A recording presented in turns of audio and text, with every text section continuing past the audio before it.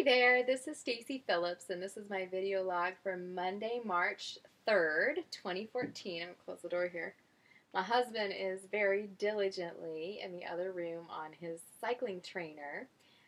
He is actually training for the Tour Divide, which is going to take place next year in June. So we're talking 2015. And he is very diligently in a training schedule for it already because that's a goal of his. Now, what is the Tour Divide? Little side note here from my topic today, which actually is on water. But a little side note to give kudos to my husband. So proud of him. The Tour Divide is like a mountain bike event that goes from the past the Canadian border. It starts in Calgary, I believe, or up there somewhere in Canada. North of the border, and starts along the Canadian Rockies. What are Canadian Rockies up there? And then it kind of hugs the Rockies all the way down, Rocky Mountains all the way down to the border of the United States and Mexico. So this race, it's not really a race. It's a single time trial because it can't technically be called a race. They don't have any permits. They don't, the organizers just say, hey, this is the day that a lot of us are getting together to ride this track, this gravel roads and things like that. And if y'all want to come, then we'll see, who has the best time. But it's an individual event, which I think is hilarious. But they've been doing this for years, and every year is a great showing. There's a certain amount of slots. It fills up pretty fast, but he's been wanting to do this ever since he found out about it. So it's been a real goal of his to do, and so he's out there right now on his trainer with he's watching The Usual Suspects on the iPad with his little earphones in.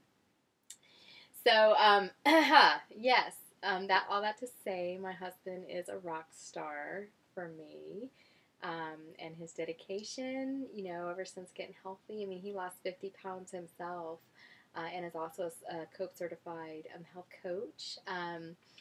So he lost 50 pounds himself and on the plan, and does a great job. I mean, he's an inspiration to me. So I don't know if he watches my video logs.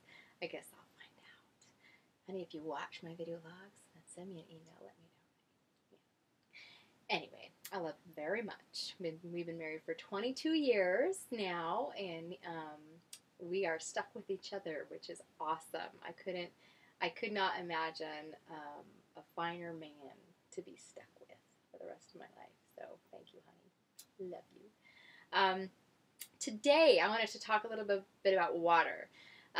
We always hear that water is so important in getting healthy, and what we always hear is always important in weight loss. But I'm trying to get away from those terms, weight loss, because our goal is optimal health, not just weight loss. Weight loss is often the first step, because people who want to become optimally healthy, if they come into the plan and they're overweight or obese, the first step for them is to go ahead and shed the excess weight. So that is phase one. So I'm going to talk specifically about that portion, the phase one, and why water is so important. Of course, water is important in every other phase as well, but I particularly want to talk about water and fat burning. So people say, hey, I don't like water, it's hard to get my water in, and I'm struggling on my water and this and that. Well, it's easy to say, drink your water, just do it. It's in the plan, and you need to do it. It's easy to say that, but there's that doesn't answer a question for me of why is it important to drink water? Why should I? I have a goal. I'm in the weight loss phase, and not me right now personally. I'm saying if you're starting the weight loss phase of our program, you have a goal of losing weight for this initial phase, and water is important. In fact, it's recommended to drink about 50% of your total weight in ounces. So in order to make this simple, I started at 272 pounds on my plan, on the weight loss portion of getting optimally healthy, And so for me, 272 divided by 2, I'm going to do some math here, is 136.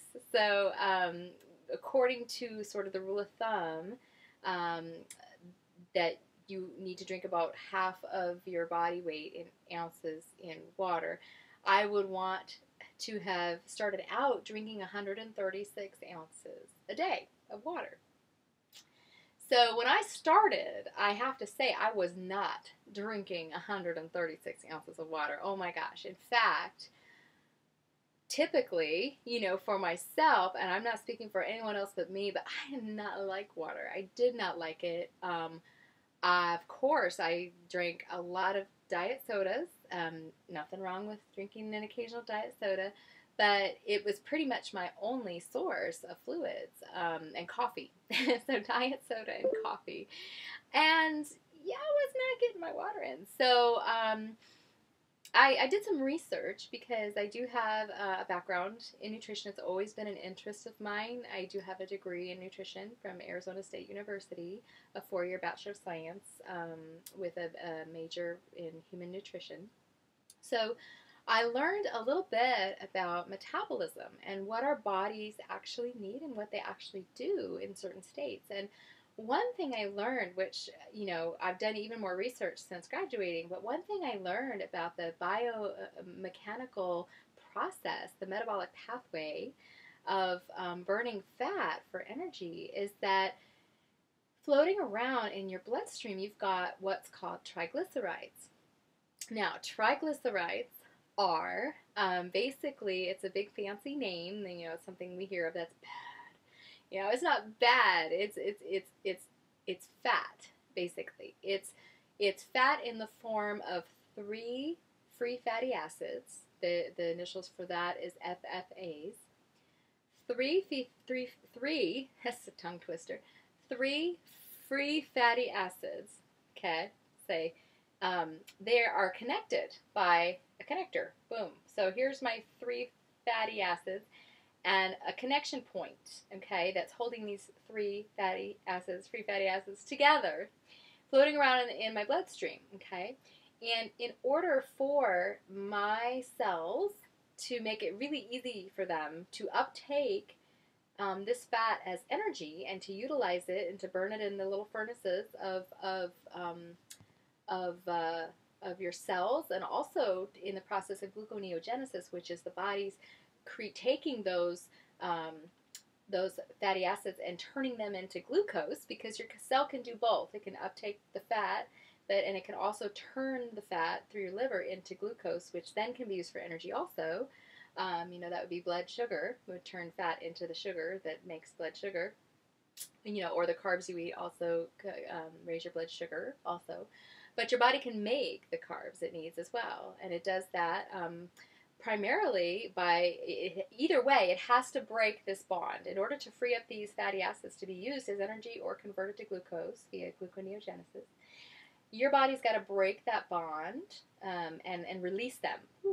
So they're like, I can't disattach my fingers from my hand, but you get the meaning. The bond is broken. The 3 free fatty acids are now like kind of just, kind of swimming around in your blood on their own with no bond.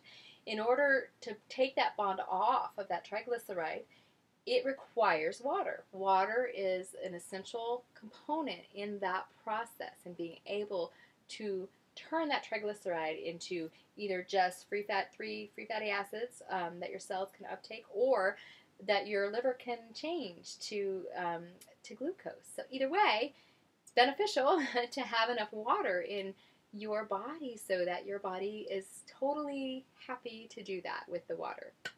Requires water.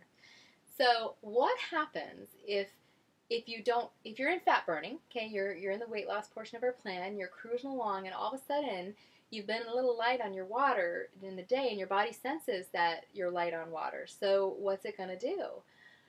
It can do a couple of things. It's got a couple of options. The first option it's going to do is trigger hunger. And the reason it does that is because your body's going to preserve the water that it does have if it notices you're kind of in a pre-dehydration state. You're not dehydrated, but you're lightly hydrated, I guess. You're in a less than optimally hydrated state because you haven't been drinking your water today. And your body decides to conserve the water that you do have in your body for its more vital functions. Um, your blood volume. It's got to keep your blood volume up. That's a big factor for water. Your body uses that a lot to keep your blood the right sort of viscosity.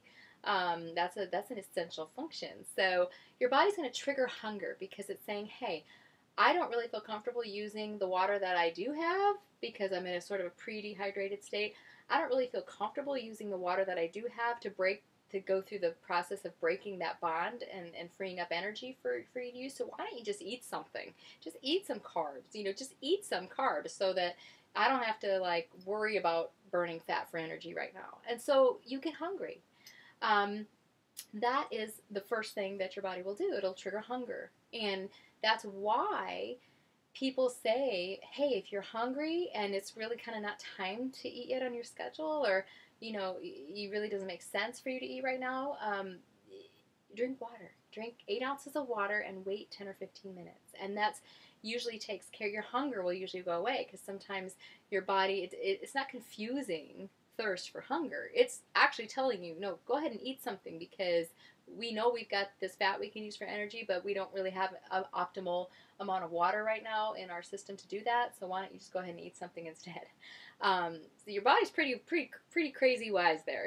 It knows what it's doing. So yes, in order for your body to really have everything it needs in order to optimally burn your fat, which is the point of your program, you're in the weight loss phase, you want to be drinking sufficient water. What I try and explain to people is that water, if you're doing everything else correctly, if you're getting all your meals in, if you're getting your protein and your vegetables and your healthy fats, and you're doing everything right, you're spacing, you're eating within a half an hour waking, you're doing everything right, but you're not getting enough water, then you're not going to have the optimal fat burn, and you're going to be hungry and kind of miserable and tired, and your attention span is going to be less. You ever get to the point in the afternoons where it's 4 or 5 o'clock, and maybe you're coming up on 3 hours time to eat again, but you're crazy hungry, and your mind is just telling you, no, just stop, just get something, and you're starting to feel cravings. Well, it's likely that it's possible without you even really realizing it. You kind of lightened up on your water.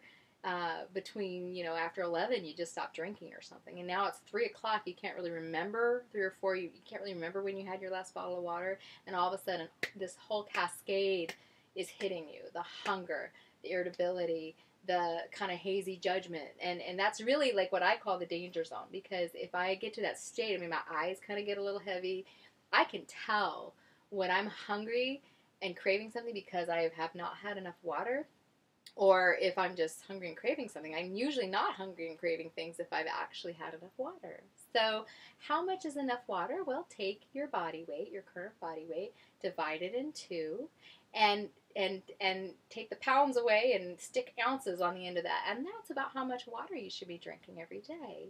And throughout the day as well. Right when you wake up in the morning, take that first 8 ounces of water.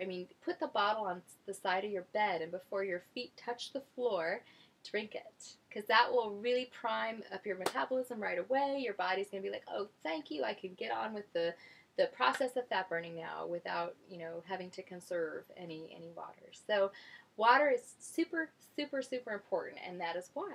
Because it will really be the limiting factor in, as I say, you doing everything else by the book, but you're not drinking enough water, you're not going to get the results you're looking for. So I hope that clears up a little bit. I hope that demystifies the whole question of why should I drink my water? Why is water important?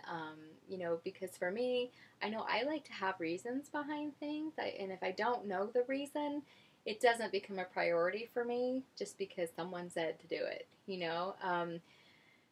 But someone did say to do it. That was me. No, it wasn't me. I didn't invent water or the program. So, but I do hope that this video helped at least a little bit to demystify for you why water is so important, and then you can make it a priority. So, what can you do practically right now? you find you're struggling with your water, but you want to make it a priority so that you can have your optimal success because you're doing everything else right. So why not get the best results? So if water's the only thing that you're lacking, go out and buy an awesome water bottle. Okay, this is my water bottle, and yes, it is this big. It's bigger than my head. I love my water bottle, and this water bottle has it's 48 ounces. So it's 1,400 milliliters, a little bit shy of 48 ounces. It's got 48 ounces up there and the 1,400 there. I got it from REI, little product placement ad. Is that backwards for you? We'll turn it around. You can kind of see it through REI. Recreational Equipment International or Incorporated or something. But I love REI. And this is a Nalgene water bottle, so there's no BPAs. It's BPA free.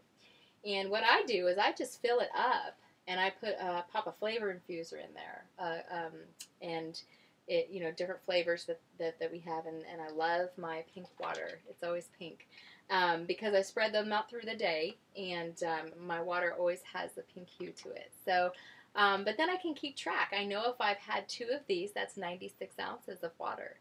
So I'll just fill it up in the morning, pop my flavor infuser in there, and then I'll make sure that I drink at least one whole thing of this before about 1, really, before about 1, and then fill it up again, and I'll drink the next one before my last meal at night, before my last fueling. So then I know I've gotten 96 ounces in, and I'll tell you the truth, I actually end up getting even more in when I'm using my water bottle because I find that if I'm just constantly have it with me, I'm constantly drinking from it, I will get through this and then fill it up again and then get through it again by, say, dinner. And then I'll just have a little, 8 ounces more or, 32 ounces more before bed so I can be properly hydrated before bed. And don't stop drinking your water at like 6.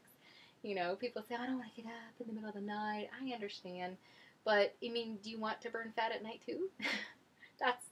Do you want to be burning fat for energy overnight with no problem? Then just drink up till bed. Just get that water in, that last little 8 ounces before bed, and then that first 8 ounces when you wake up. So that's my helpful tip for today, and this is my go-to video for why water is important. I realize it is now almost 18 minutes long, and probably if you've watched this, it's just a subject that you wanted to know more about. So I hope that the information was useful. If you have any questions, I am a free certified health coach, and I would love to assist you and answer all your questions. If you will email me at stacymichelephillips@gmail.com. That's StacyMichelleLipps@gmail.com. I will answer your questions for you. I'd love to get you on the path to optimal health. If you do already have a health coach, please reconnect with them, and they would be thrilled to assist you on your journey. So thank you so much. Have a wonderful rest of your day. Happy Monday. Bye-bye.